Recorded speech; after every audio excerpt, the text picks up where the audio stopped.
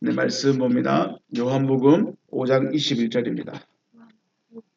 요한복음 5장 21절 제가 가진 신약성경 151면에 있습니다. 신약성경 요한복음 151면에 5장 21절에서 24절 말씀입니다.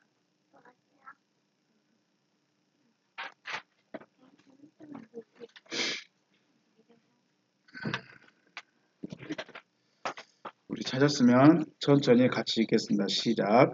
아버지께서 죽은 자들을 일으켜 살리심같이 아들도 자기가 원하는 자들을 살리느니라. 아버지께서 아무도 심판하지 아니하시고 심판을 다 아들에게 맡기셨으니 이는 모든 사람으로 아버지를 공경하는 것 같이 아들을 공경하게 하려 하심이라. 아들을 공경하지 아니하는 자는 그를 보내신 아버지도 공경하지 아니하느니라. 내가 진실로 진실로 너희에게 이르노니 내 말을 듣고 또 나 보내신 이를 믿는 자는 영생을 얻었고 심판에 이르지 아니하나니 사망에서 생명으로 옮겼느니라. 아멘.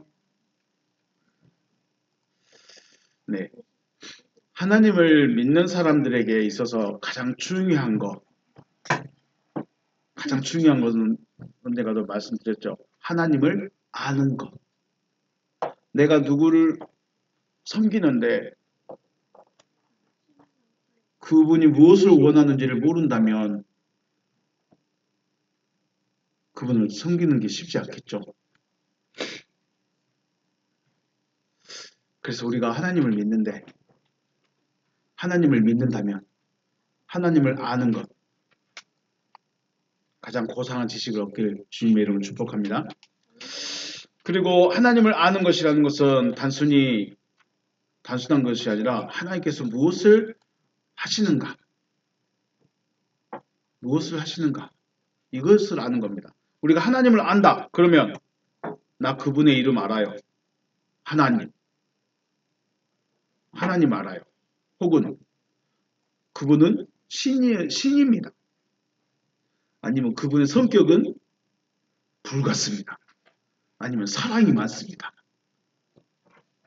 아니면 자기에게 순종한 사람만 좋아하는 성향을 가지고 있습니다. 이럴 수도 있겠죠. 내가 아는 하나님은 그분은 사랑이 많으셔. 아니면 그분은 불같으셔. 그분은 심판을 하셔. 우리가 하나님을 아는 것도 이렇게 할 수 있어요. 그래서 유대인들이 어떻게 합니까? 하나님은 무서운 하나님, 두려운 하나님. 그래서 여호와의 이름을 안 불렀어요. 야훼라고 부르지를 못했어요. 왜요? 무서워서. 하나님을 잘 안다고 말할 수가 없는 거죠. 하나님을 섬기는 민족도 하나님을 잘 몰랐어요. 그냥 두려운 하나님, 무서운 하나님, 심판하신 하나님 이렇게만 알고 있었어요. 그래서 우리는 그분이 하라고 하는 대로만 해야 된다. 그래서 율법대로 열심히 살아간 사람들이 있죠. 그것이 하나님을 아는 것이었을까? 그 모습이 하나님을 아는 것이라고 할 수 있었을까? 그래서 하나님의 뜻을 아는 것이 가장 중요하다라는 것입니다. 바울이 뭐라고 했어요? 내가 모든 것을 다 버려도 하나님을 아는 가장 고상한 지식을 얻는 것이 제일 중요하다. 바울도 그렇게 말하죠. 자, 갈대아 우르에 있던 아브라함을 부르셨으니 하나님은 부르시는 하나님이야. 이삭이 순종했더니 그 해 농사를 100배나 지었어. 그래서 하나님은 복 주시는 하나님이셔. 야곱에게 내가 이 땅으로 다시 돌아오게 해주겠다. 너의 고향으로 다시 돌아오게 해주겠다. 그 약속대로 그 말씀하신 대로 이루셨으니 하나님은 언약의 하나님. 아브라함은 언약의 하나님이란 걸 알 수 있었을까요? 우리는 성경 전체를 보니까 알고 있지만 아브라함은, 이삭은, 야곱은 어쩌면 하나님을 따로따로 알고 있었겠죠. 내가 아브라함이 섬긴 하나님은 하나님은 나를 부르신 하나님이셔. 그리고 나를 인도하신 하나님이셔. 이삭은요? 이삭은 나한테 복 주던 하나님, 잘 되게 해주신 하나님.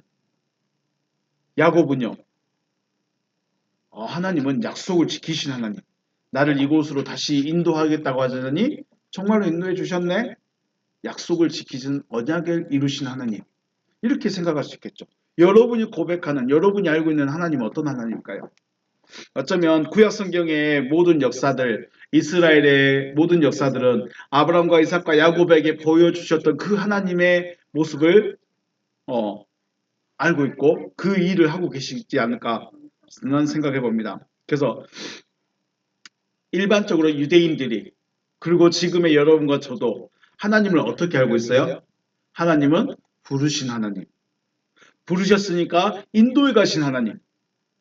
약속을 주시고 이루신 하나님. 순종하면 복을 주고 불순종하면 재앙이 오게 하는 하나님. 또 언약을 이루시는 하나님. 이 정도로 알고 있고 믿고 있지 않을까요? 다시 한번 정리할게요. 부르신 하나님, 부르셨으니 인도하시는 하나님, 또 약속을 지키신 하나님, 순종하면 복을 주고 불순종하면 아주 나라가 망하게 해버린 하나님, 언약을 말씀하시고 이루신 하나님. 구약의 대부분이 다 이거예요. 그래서 유대인의 신앙관, 유대인들도 하나님을 어떻게 알고 있어요? 그런 하나님을 알고 있어요. 아브라함, 이삭, 야곱에게 하셨던 그 모습의 하나님. 그럼 말만 잘 들으면 말 안 들으면 무조건 벌받아. 그러니까 우리는 율법대로 살아야 돼. 이게 뭐예요? 유대인들의 하나님을 아는 거예요. 그러니까 자기가 알고 있는 하나님이 있는데 갑자기 예수라는 이 생뚱맞은 사람이 나타나서 하나님 그렇게 섬기는 거 아니야.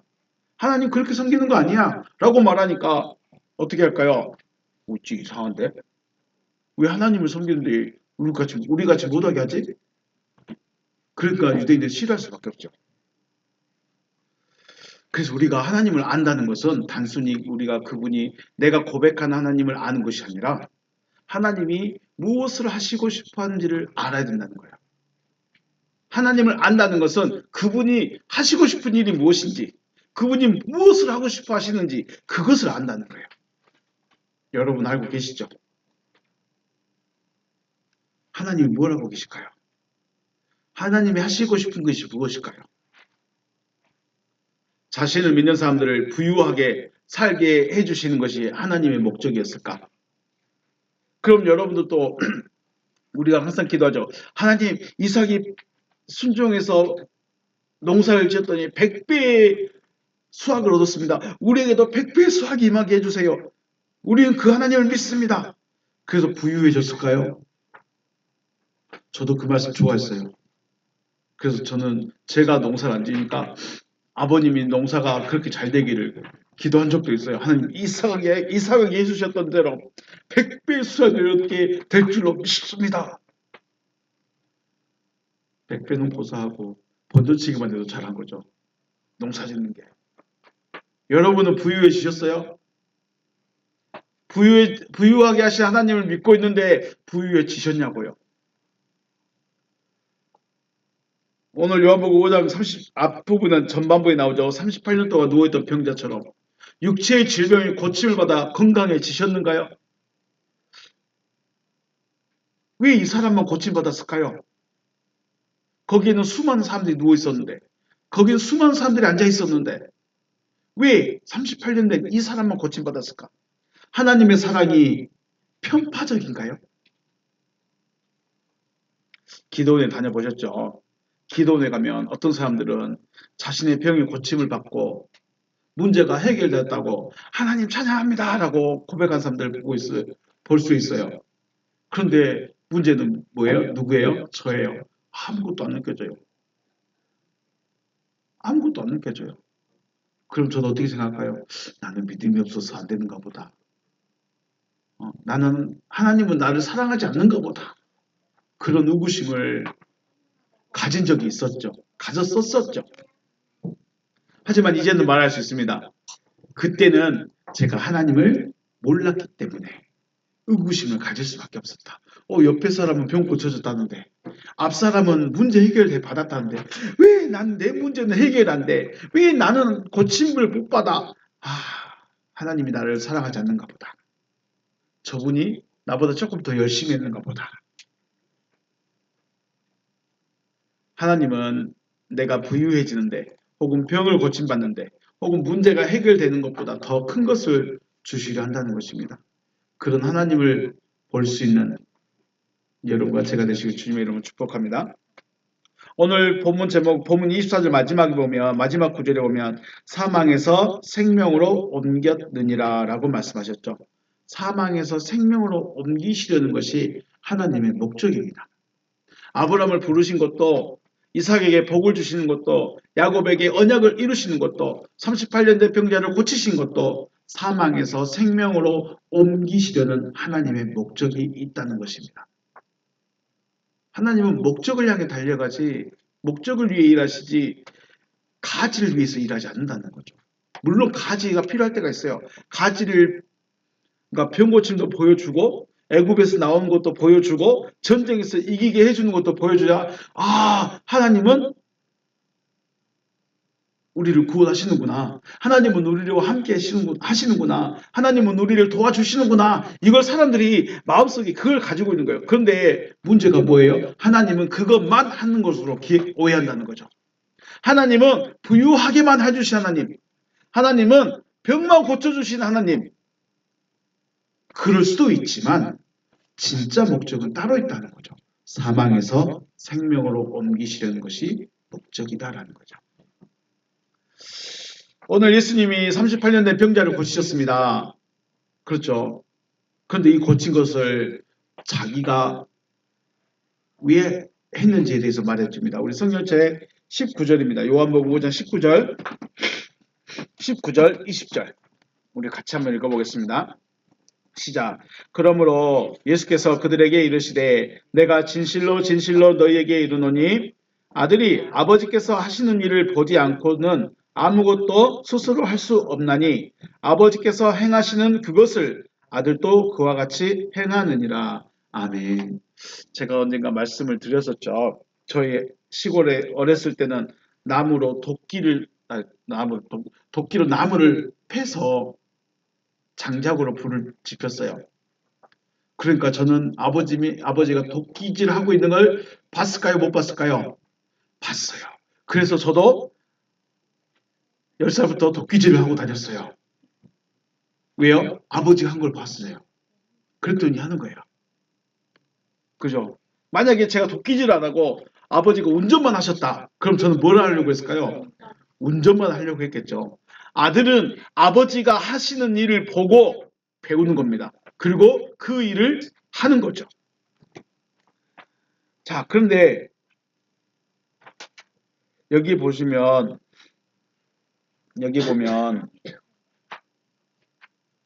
20절 말씀에 20절에서 아버지께서 아들을 사랑하사 자기가 행하시는 것을 다 아들에게 보이시고 또 그보다 더 큰 일을 보이사 너희로 놀랍게 하기를 원한다라고 하셨는데 중요한 건 아버지도 아들에게 무슨 일을 하고 있는가를 보여주셨어요. 그리고 아들도 아버지가 무슨 일을 하고 있는지를 보았어요. 중요한 건 뭐예요? 봤다는 거예요. 우리말로는 보다죠. 보다라는 말에는 원어가 두 가지가 있어요. 직시하다. 지금 내 눈으로 직접 보는 직시하다라는 뜻의 호라오라는 말이 있고요. 깨닫다라는 뜻의 보다라는 말이 있어요. 깨닫다. 블레포. 두 가지가 있어요. 말이 두 가지예요. 호라오라는 말도 있고 블레포라는 말이 있어요.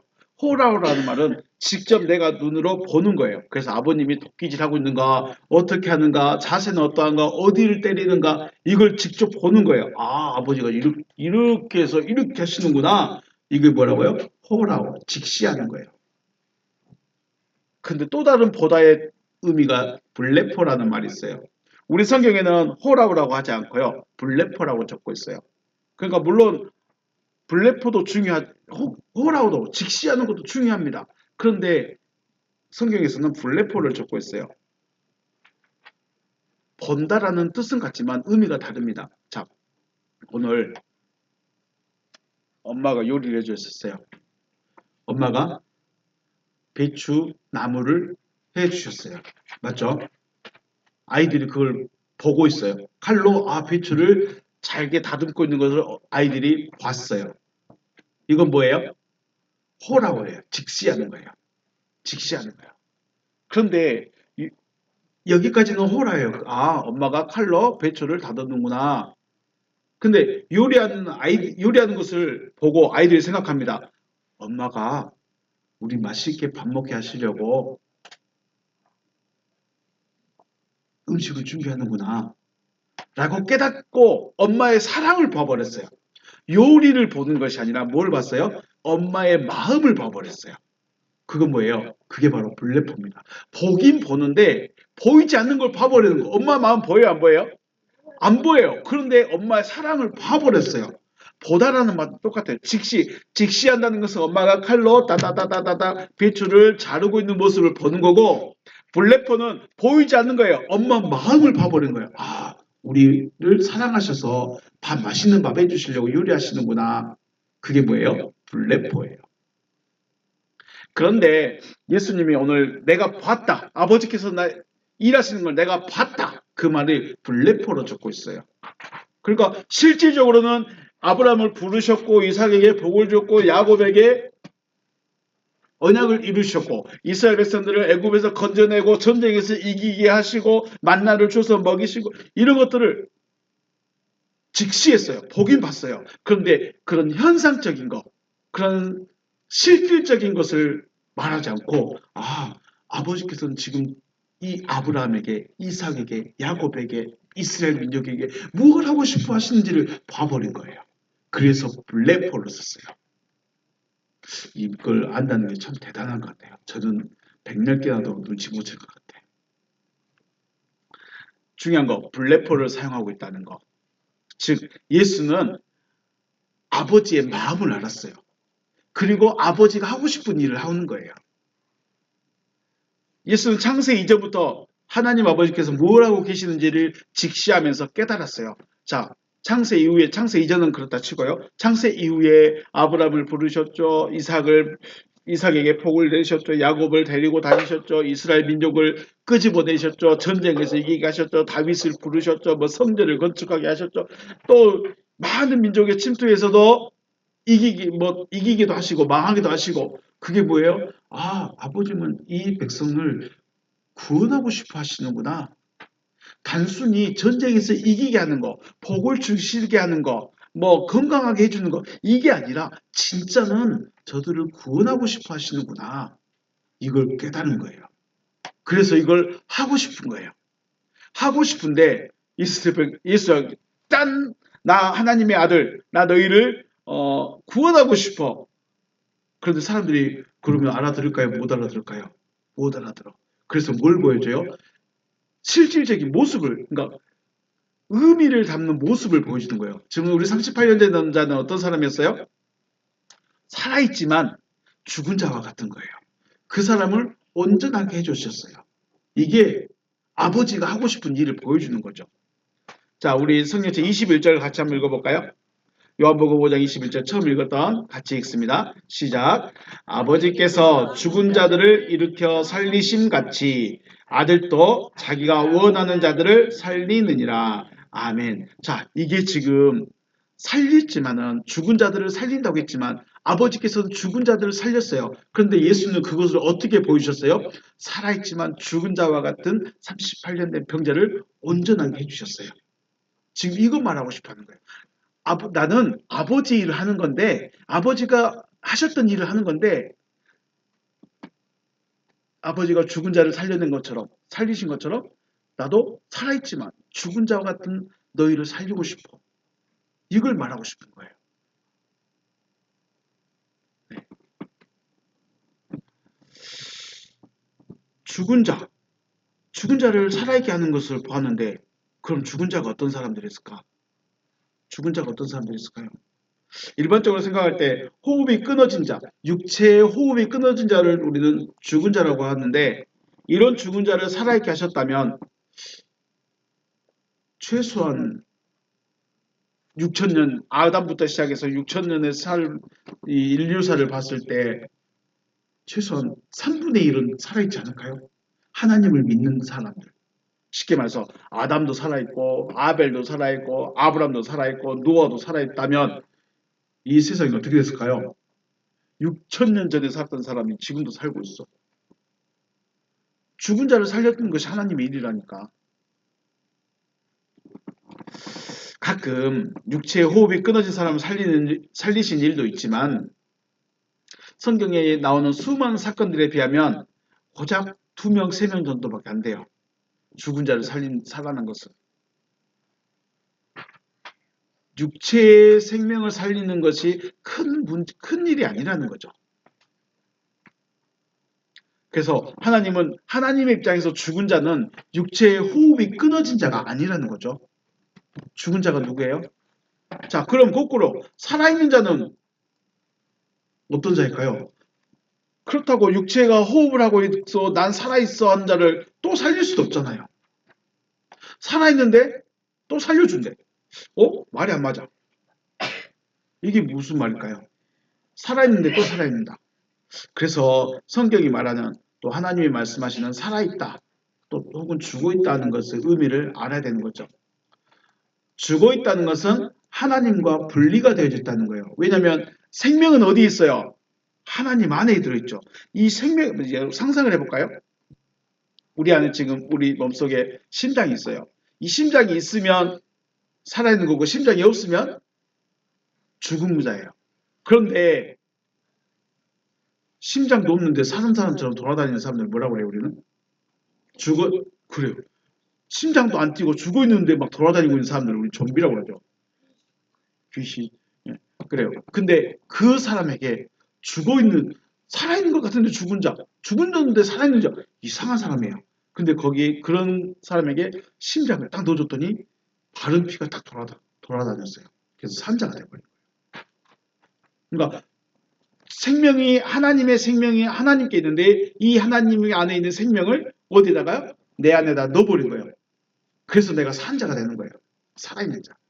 그러면 이 생명이 오기 전에는 죽어 있다는 거예요? 살아있다는 거예요? 죽어 있다는 거잖아요. 죽어 있으니까 생명이 필요하지 살아있는 자에게 생명이 필요 없는 거잖아요. 그래서 죽어 있다는 것은 하나님의 생명이 없다 혹은 하나님과 분리되어져 있다 이런 것이고 살아있다는 것은 하나님의 생명이 들어왔다. 하나님과 하나가 되어졌다라는 것이죠. 죽어 있다는 것과 살아있다는 것의 의미를 알아야 한다는 겁니다. 살아있지만 호흡은 하고 있지만 죽은 자와 같은 상태의 38년 된 병자를 온전하게 고치신 것은 육체의 호흡은 하고 있어서 살아있는 것 같지만 하나님과 분리되어져 있어서 죽은 자와 같은 저를 또 여러분을 온전하게 살아있는 자로 고치시겠다라는 것이죠. 이걸 지금 보여주고 싶은 거예요. 나는 병자를 고치는 능력이 있어. 나는 38년 된 병자도 고칠 수 있는 능력이 있어. 능력 있는 걸 자랑하고 싶은 것이 아니라 능력 있는 걸 알아주라고 말하는 것이 아니라 나는 죽어있는 너희들을 살리고 싶어. 하나님의 생명이 없는 너희를 나는 생명을 넣어주고 싶어. 예수는 이걸 하고 싶은 거죠. 육체의 호흡을 하면서 하나님과 하나 되어진 살아있는 자로 예수 자신과 같은 상태로 변화시키는 거죠. 이것이 바로 사망에서 생명으로 옮기는 것이라고 하는 거죠. 여러분과 제가 사망에서 생명으로 옮겨지는 역사가 있으시기를 주님의 이름으로 축복합니다. 자, 그런데 우리 성경 보면 조금 이상한 부분이 있죠. 21절 다시 한번 보면 아버지께서 죽은 자들을 일으켜 살리심 같이 아들도 자기가 원하는 자들을 살리느니라. 자, 아들도 자기가 원하는 자를 살린답니다. 원하는 자 해버리면 어떤 자일까요? 예수 마음에 드는 사람 되겠죠.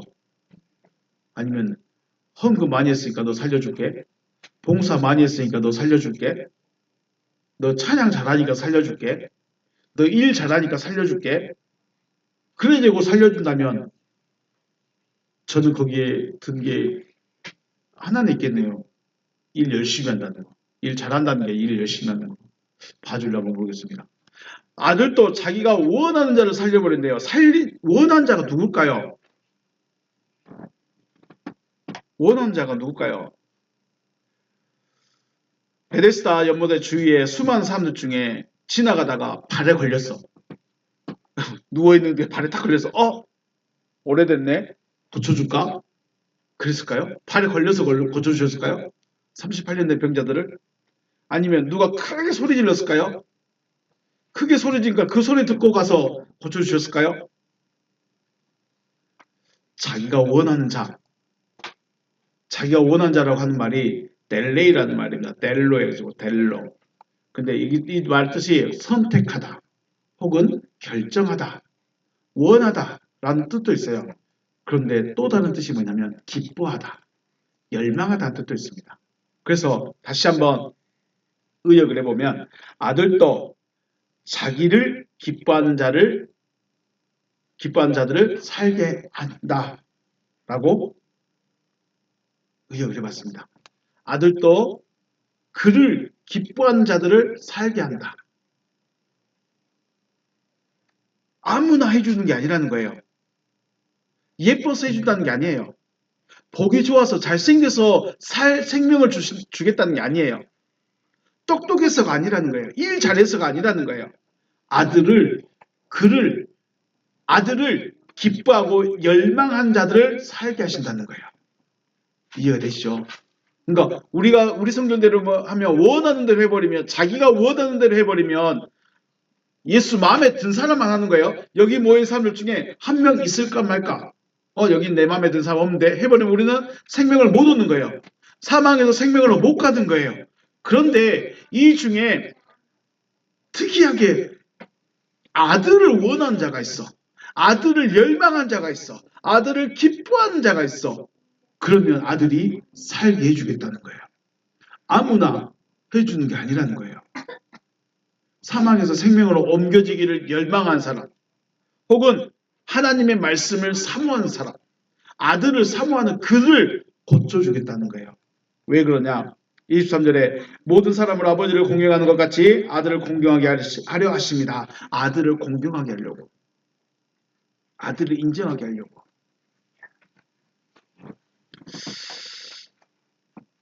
하나님의 생명 얻기를 원하십니까? 앉아있으면 안 됩니다. 38년 된 병자처럼 가만히 있는다고 해서 해결되는 게 아니라는 거예요. 열망해야 됩니다. 기뻐해야 됩니다. 누구를요? 아들을요. 아들을. 그러니까 우리가 말하면 델로이, 예수님이 지나가다가 발에 툭 걸리니까 내가 너 살려줄게, 생명 숨겨주고, 너는 일 잘하네, 생명 숨겨주고, 이게 아니라 아들을 사모하는 자. 그러면 이 사람의 입장에서, 예수의 입장에서 38년 된 병자를 봤을 때 병자가 이 사람만 있는 게 아니었죠.